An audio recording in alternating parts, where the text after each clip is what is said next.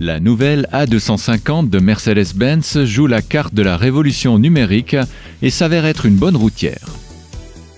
Cette deuxième version de la berline classe A n'a pas foncièrement changé sur le plan esthétique. Tout au plus, sa longueur accrue de 16 cm lui confère une allure plus élancée. Ce design plaisant est agrémenté par d'efficaces feux matriciels frontaux en option. La visibilité depuis l'habitacle n'est pas optimale tant à l'arrière qu'à l'avant.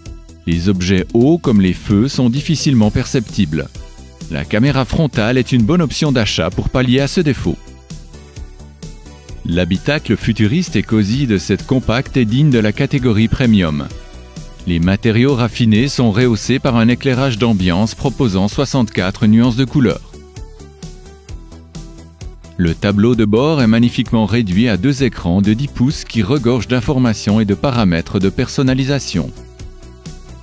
Plutôt que de passer par l'écran, le pavé tactile ou le mini-pad du volant, on utilisera plus volontiers la commande vocale évoluée, mais pas exempte de bugs, pour se diriger. Malheureusement pour nos amis alémaniques, elle ne comprend pas le dialecte. L'espace est généreux à l'avant mais un peu juste à l'arrière au vu des dimensions de cette grande compacte. Même constat pour le coffre qui, malgré un gain de 29 litres et son aspect cubique, reste au niveau des concurrents. Sur la route, cette Mercedes classe A se révèle être une excellente routière. Malgré un tarage de suspension un brin ferme et un niveau sonore un peu élevé, notamment à cause des roues 18 pouces en option, l'agrément de marche est manifeste. Le moteur 4 cylindres 2 litres essence turbo de 224 chevaux délivre de bonnes performances et abat le 0 à 100 km/h sous les 7 secondes.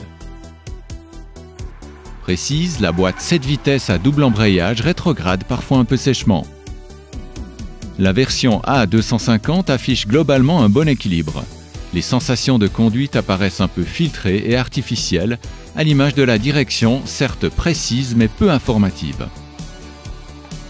En conduite fluide, la classe A est économique et lors du parcours normé du TCS, les 6,7 litres au 100 km correspondent aux données d'usine, alors que notre moyenne du test avoisine les 8 litres au 100 km.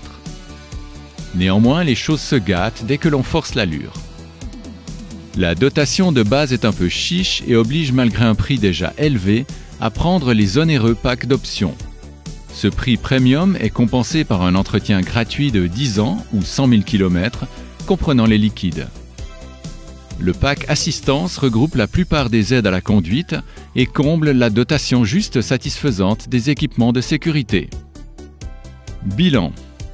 La Mercedes-Benz A250 plaira aux Digital Natives avec la présentation de son habitacle et sa commande vocale sophistiquée. L'agrément de conduite sur les longues distances est excellent. En revanche, cette grande compacte est onéreuse tout comme la politique des options. Les sensations de conduite sont quelque peu aseptisées.